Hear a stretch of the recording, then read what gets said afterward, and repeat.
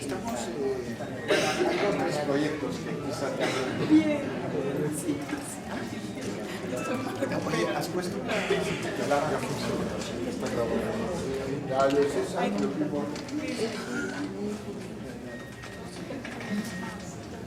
Bueno, hay dos, tres cosas que en el marco más de lo que me interesa, porque refiere sobre la cuestión de la autoridad pública.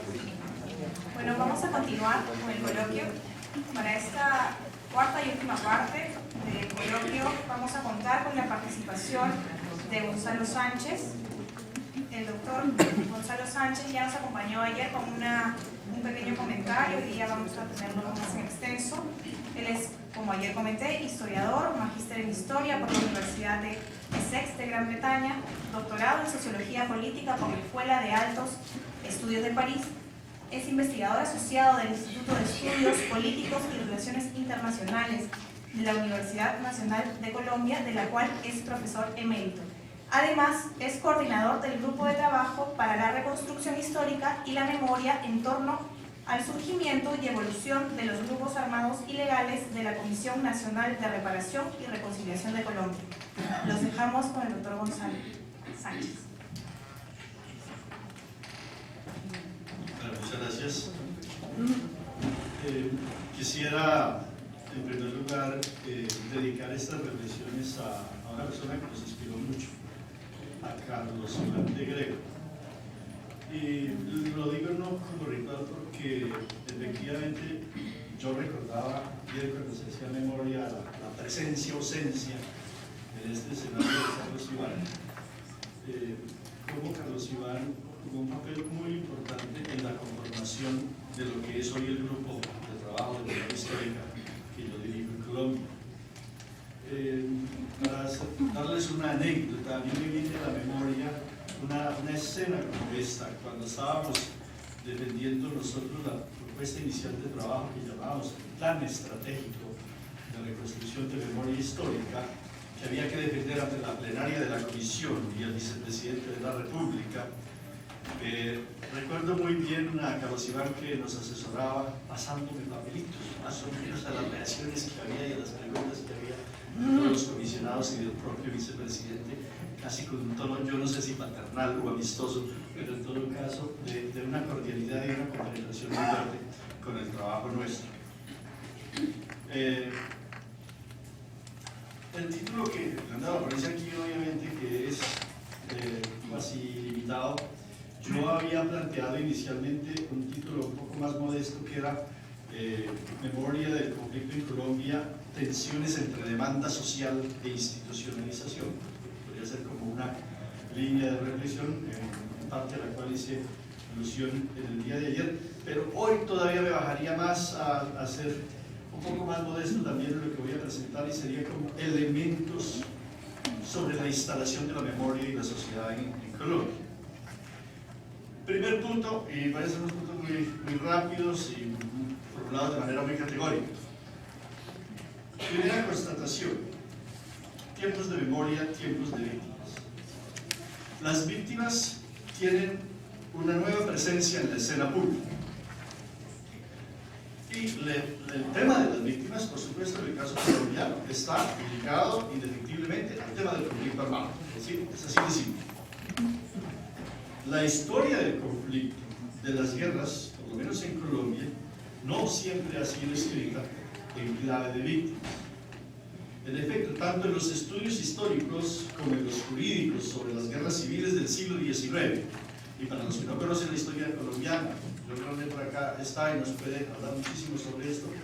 Colombia, se dice tuvo unas 14 guerras civiles en el siglo XIX en Colombia, y en el siglo XX pues, tiene el gran periodo que llamamos de la violencia, de los años 40, 50 hasta mediados de los años 60, y a partir de los años 60 comienza lo que se llama la guerra insurreccional contemporánea. ¿Sí? Es realmente un tema mayúsculo en Colombia el tema de la guerra. Entonces, tanto en esos estudios históricos como en los jurídicos sobre la guerra del 19 y buena parte del 20, las víctimas eran relativamente invisibles en el discurso de la guerra. Solo aparecían de cuerpo entero los contendientes, y si había normas, eran para proteger a los contendientes de los abusos de su contraparte. Es decir, todo el tema de la regulación de la guerra irregular, para lo cual creo que es también extremadamente rica. Las reglas de la guerra eran para los guerreros, era para ellos protegerse de los abusos recíprocos. Las víctimas eran consideradas como los muertos naturales o inevitables de la guerra. El legado colombiano sobre delito político, amnistías, perdones y regulaciones de la guerra irregular es notable en el contexto latinoamericano, llegando incluso a las amnistías recíprocas, yo te amnistío, tú me amnistías, y a las amnistías incluso por los delitos comunes, en el caso del siglo XIX, delitos comunes cometidos en el curso de la guerra. Es decir, en cierta manera uno podría decir que en el siglo XIX colombiano la presencia abultada de la guerra le da una significación enorme al contenido y a las definiciones del delito político. Y el delito político se convertía en una especie de manto protector de otros delitos, porque se los asimilaba, se los entroncaba, se los adicionaba. En contraste con ese legado, en la era contemporánea se ha producido la irrupción de pleno derecho en el teatro de la guerra de un tercer actor, el tercero civil, las víctimas. A diferencia también de nuestra tradición secular, hoy existe una preocupación mayor por las consideraciones, reconocimientos y protección a las víctimas que por las consideraciones a los actores de la guerra, por más políticos que ellos sean. Es decir, se invirtió la mirada, culturalmente y políticamente, la mirada sobre la guerra. Si el peso estaba puesto primero sobre los contendientes, hoy está puesto sobre las víctimas. Hoy se piensa más, por lo menos más que antes, en la memoria, en los derechos y en las reparaciones a las víctimas, que en las buenas o malas intenciones de los perpetradores, si se les daba o no trato preferente, el carácter altruista del delincuente político, etc. Por eso, y no solo en Colombia, más que de los actores, sus estrategias, sus propósitos políticos, las comisiones de verdad nos hablan hoy de patrones de violaciones de los derechos humanos esencialmente. Esa tiene que ser la columna vertebral de las comisiones de la verdad. En últimas, como lo ha señalado un historiador del Holocausto, la memoria es una forma de justicia y de reparación a las víctimas. Al final de las guerras, ya no se trata solamente de determinar quiénes fueron los perdedores y quiénes los vencedores, sino también quiénes son acreedores al estatus de víctimas para efectos de la reparación, tanto simbólica, actos de reconocimiento, de perdón, museos, etcétera, etcétera, como material. Esta centralidad de las víctimas responde a un doble giro, un giro en el plano epistemológico y otro en el plano político. Segundo punto, el encuentro del tema de las víctimas con el tema de la memoria. La centralidad de las víctimas está asociada a otra mutación en el campo del conocimiento contemporáneo, lo que se ha llamado el giro subjetivo del pasado, el ingreso a la era de la memoria, a la era testimonial, sobre la cual se ha hablado bastante hoy acá, que según Annette Viviol, bien citada recientemente acá en la mesa, representa una especie de revancha del sujeto contra el estructuralismo que lo había dado por muerto. Este giro es presentado incluso como una forma de democratización de la historia, o a la inversa, piensa también como la pérdida del monopolio del relato por parte de los historiadores.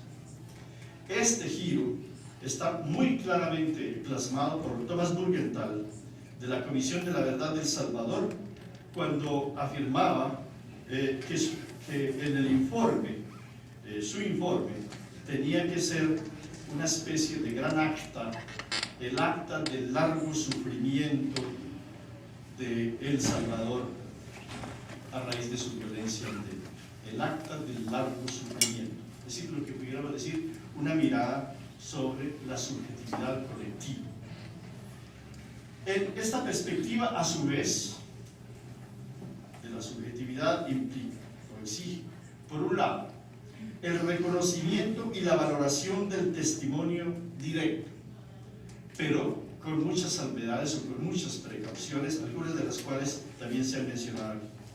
La primera, aceptar que la condición de víctima es una condición transitoria, o que coexiste esa condición con otros espacios, con otras presencias en la escena social, donde esa víctima es o puede ser protagonista.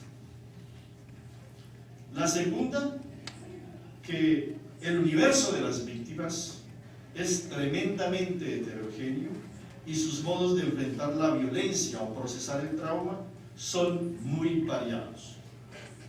Que unos aceptan hablar y otros no. Que unos quieren hablar en primera persona y otros no, por pudor o porque no quieren ejercer presiones con su propia condición de víctimas. Prefieren narrar en tercera persona. Que a menudo la misma víctima, en distintas horas, días o épocas, puede relatar versiones muy diversas sobre los acontecimientos. Que en algunas ocasiones pueden abultar los episodios y en otras minimizarlos, etcétera, etcétera.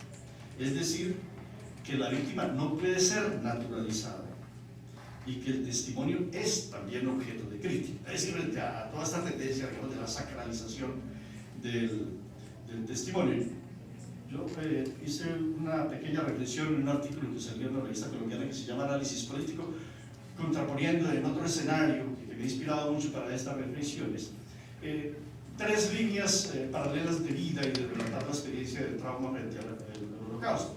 El caso de Primo Levi, que sale inmediatamente a contar, sale desesperadamente a contar, él tiene que hablar, la experiencia traumática lo obliga a contar de manera inmediata.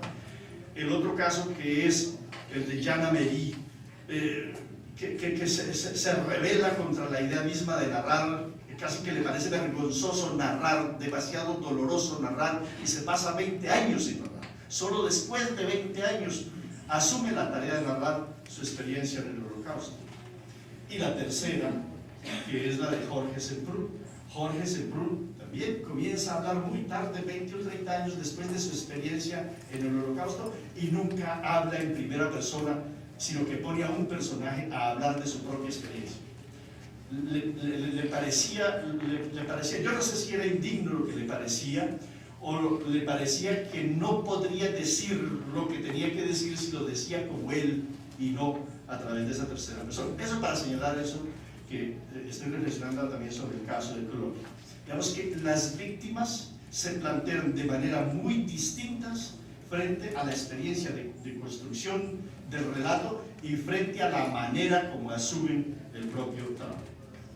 La tercera es que, como lo señala un analista de la Comisión Sudafricana, hablar a nombre de las víctimas, desconociendo su propia voz, petrificando o estandarizando sus necesidades, sus demandas y posiciones en el campo político, hablar así a nombre de ellas puede también ser una forma de invisibilizarlas. Es decir, los que hablan a menudo suplantan a los que no pueden hablar. Eso es un tema bastante complicado. La cuarta precaución importante es que no, lo señalaba ayer, no todas las víctimas creen en la virtud sanadora de la memoria. Para muchas víctimas la memoria puede ser incluso una amenaza. Es el temor a volver a los horrores del pasado, lo que Ponciano del Pino llama las memorias tóxicas. Por eso el deber de memoria del que tanto se habla hoy tiene su contrapeso en el derecho del olvido.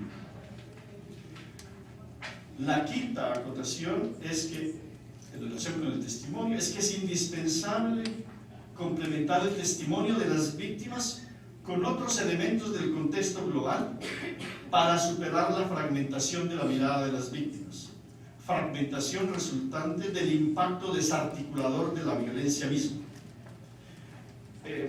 En esta reflexión, yo me he inspirado mucho en las reflexiones obviamente que se hicieron a partir del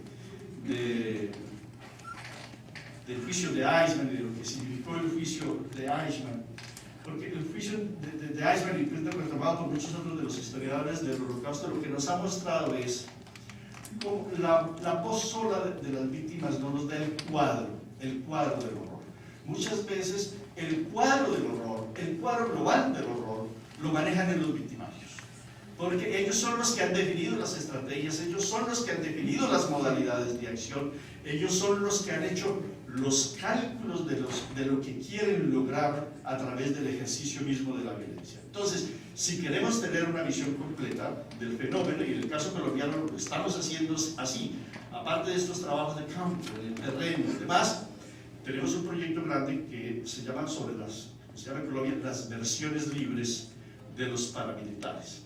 Un terreno extremadamente complejo, vuelvo sobre él en el momento, pero simplemente lo que quiero subrayar por el momento es la necesidad precisamente de tener esa voz, porque el efecto, o uno de los efectos determinantes de la violencia es esa, de la desarticulación de las comunidades, la desarticulación de los colectivos y la desarticulación de las miradas. Cada uno vive su experiencia aislada aquí, allá o allí, o bajo esta modalidad de delito, y solamente estos victimarios que han diseñado esas estrategias junto con sus cómplices y demás. Llegamos tarde también a la reflexión sobre esto, también incluso en el tema del holocausto, ustedes saben, la reflexión sobre los beneficiarios económicos del holocausto es una reflexión que es relativamente reciente. En Colombia, bueno, hoy con esta tradición tenemos también la fortuna de tener los ojos alertas sobre eso, y eso ya se está haciendo.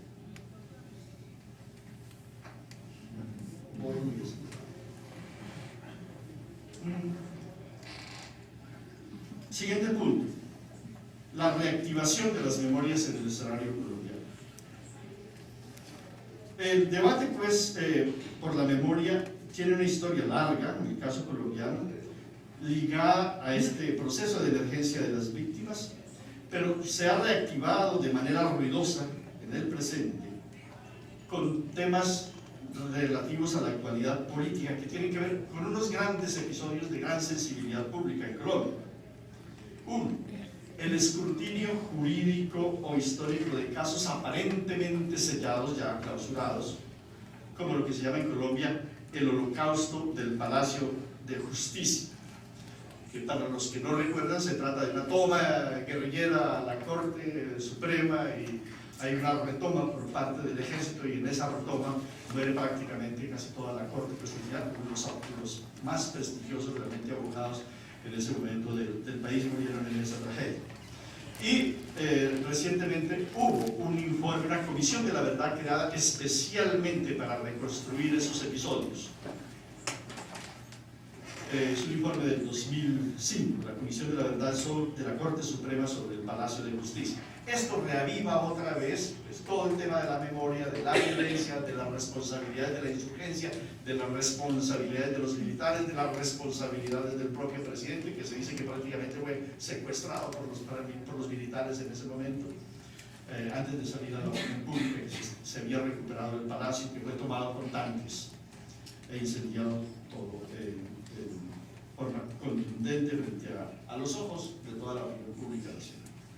Es un primer elemento, es que reactiva, es decir, un episodio que mueve otros, Segundo gran episodio, el contencioso aún no resuelto, con la Unión Patriótica en Colombia, en instancias internacionales. Como ustedes saben, uno de los efectos más catastróficos de la violencia en Colombia de los 80 para acá fue la liquidación de un movimiento de oposición política a la Unión Patriótica, un movimiento que había surgido de los procesos de negociación con la insurgencia, con las FARC particularmente, en los años 80. Hoy está demostrado, son 3.000 o 4.000 militantes de esa agrupación política. El caso está ante la Corte Interamericana de Derechos Humanos en este momento. Hubo un primer fallo ya importante en este momento que tiene que ver con el líder de la Unión Patriótica, Manuel Cepeda, en ese momento senador de la República, en ese momento asesinado por agentes del Estado colombiano. Entonces, otra vez también, este tema